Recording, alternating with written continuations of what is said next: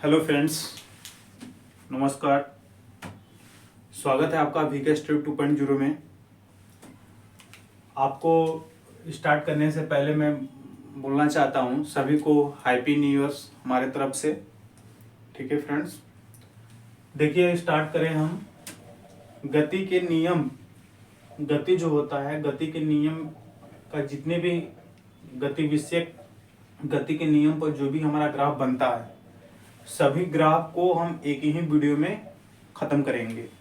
ये दो जो ग्राफ है हमारा, ये वेग से रिलेट है, लेकिन ये जो है विस्थापन और समय के बीच कर्व बना हुआ ग्राफ बना हुआ है। ठीक है, ये वेग वेग ये दोनों वेग के बीच में आपका ग्राफ बना हुआ है। ओके, तो देखिए वीडियो को देरी नहीं करते हुए स्टार्ट करते हैं फ्रेंड। देखिए ये ग्राफ दे देगा एग्जाम में और आपको पूछेगा कि स्थिर वेग से या स्थिर गति से करते हुए कौन सा ग्राफ है। स्थिर गति से यानी गति जब वस्तु जब स्थिर गति कर रही है तो कौन सा ग्राफ बनेगा, तो फर्स्ट वाला ग्राफ बनेगा। कैसे, देखिए विस्थापन ऊपर की ओर है और समय टी की ओर है, यानी विस्थापन बटे समय चाल बराबर दूरी बटा समय होता है।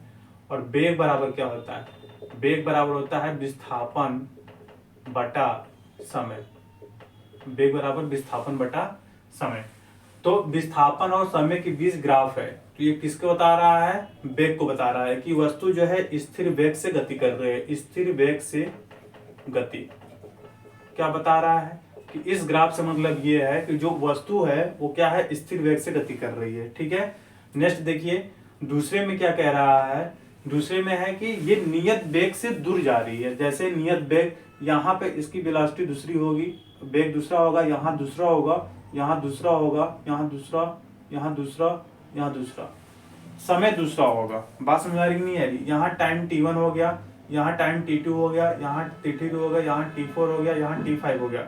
बट क्या है, लेकिन ये नियत वेग से क्या कर रही है, दूर भाग रही है। समय हमारा बदलता जा रहा है, बट ये समय के अकॉर्डिंग ये नियत वेग से ऊपर जा रही है। अर्थात ये हमारा जो डायग्राम आ जाएगा तो हम कह सकते हैं कि एक नियत वेग से ऊपर की ओर जा रही है। ठीक है, ठीक है, ये भी टाइम के रिस्पेक्ट में है। ये आपका t है, ये आपका x एक्सिस है, x और ये क्या है, y ये क्या है, y। अब यहाँ पे क्या है, विस्थापन को ऐसे डिनोट करते हैं, टाइम को t से। इसका मतलब ये है कि नियत वेग से वस्तु की आ रही है। मान लीजिए जो यहाँ कोई ऑब्जेक्ट है हमारा, ठीक है, यहाँ कोई ऑब्जेक्ट रखा है, यहाँ रखा है, यहाँ रखा है, तो जितना हमारा दूरी ट्रेवल की वहां से एक निश्चित वेग से नीचे आ रही है, यानी ये क्या आ रही है, नीचे आ रही है। ये हमारे ऊपर जा रही थी, ये हमारी क्या है, नीचे आ रही है। समझ में बात आ रही है कि नहीं आ रही है, कहाँ आ रही है, ये नीचे आ रही है, वस्तु की ओर आ रही है।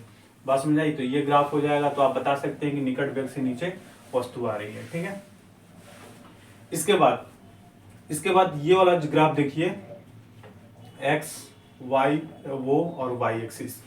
इसका मतलब ये है कि बढ़ते वेग से गतिमान वस्तु, वेग बढ़ रहा है, यहाँ कुछ हुआ, यहाँ कुछ हुआ, यहाँ पे टाइम के रिस्पेक्ट में बढ़ा, यहाँ वेग बढ़ा, यहाँ वेग बढ़ा, ऐसे बढ़ते बढ़ते हमारा वेग क्या बढ़ गया, यहाँ बढ़ गया। ठीक है, मान लीजिए यहाँ 5 था तो यहाँ 10 हो गया, यहाँ 15, यहाँ 20, यहाँ 25, यहाँ 30, यहाँ 35 और यहाँ हो गया 40, यानी 40। तो क्या है कि बढ़ते हुए वेग, यहाँ वेग हमेशा क्या है, इंक्रीजिंग हो रहा है, यानी बढ़ रहा है। तो इस ग्राफ को हम बोल सकते हैं, ये जो ग्राफ दे देगा तो बोलेंगे कि बढ़ते वेग से गतिमान वस्तु, यानी वेग हमारा बढ़ रहा है, गतिमान वस्तु क्या हो रही है, बढ़ रही है। बढ़ते वेग से गतिमान वस्तु यानी वेग क्या है, बढ़ रहा है।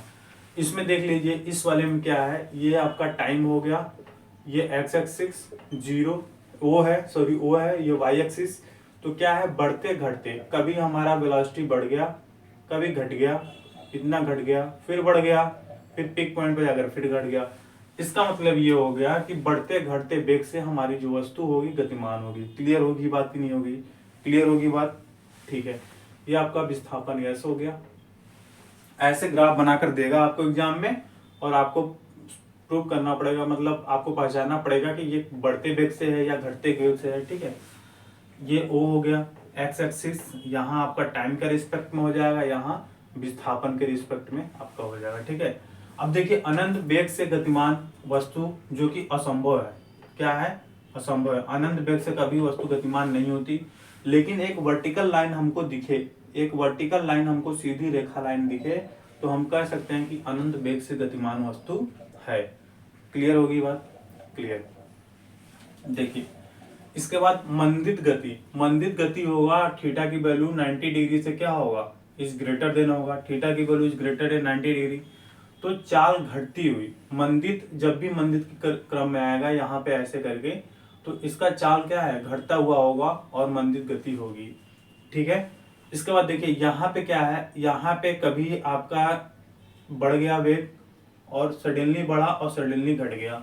बात ये है ना, अचानक वेग बढ़ा, अचानक बढ़ा, अचानक बढ़ा एवं अचानक घटा, अचानक घटा, घटा। बात समझ में नहीं आ रही है? तो ये हुआ हमारा। ओके, तो ये 4 2 6 2 8 8 जो डायग्राम है हमारा, ये गति विषयक का ग्राफ है। गति विषयक ग्राफ की गति का कैसा हमारा ग्राफ बनता है। इस ग्राफ में 2 ग्राफ या 1 ग्राफ जरूर एग्जाम में आपसे पूछते हैं। ग्राफ देकर जो पूछता है, जब पेपर थोड़ा हार्ड लेवल का बनाएगा, ग्राफ देकर पूछेगा कि किस वेग से घटता हुआ है या बढ़ता हुआ या निकट आता हुआ या बढ़ते हुए वेग से है, तो ये आपको चॉइस करना पड़ेगा। ओके फ्रेंड्स, कल हम मिलेंगे नेक्स्ट वीडियो में। हम आपको कार्य सामर्थ्य ऊर्जा पढ़ाएंगे, उसका न्यूमेरिकल कराएंगे। ओके, तब तक के लिए जय हिंद, जय भारत। कृपया हमारे चैनल को आप लाइक करें, सब्सक्राइब करें। ओके, जय हिंद, जय भारत।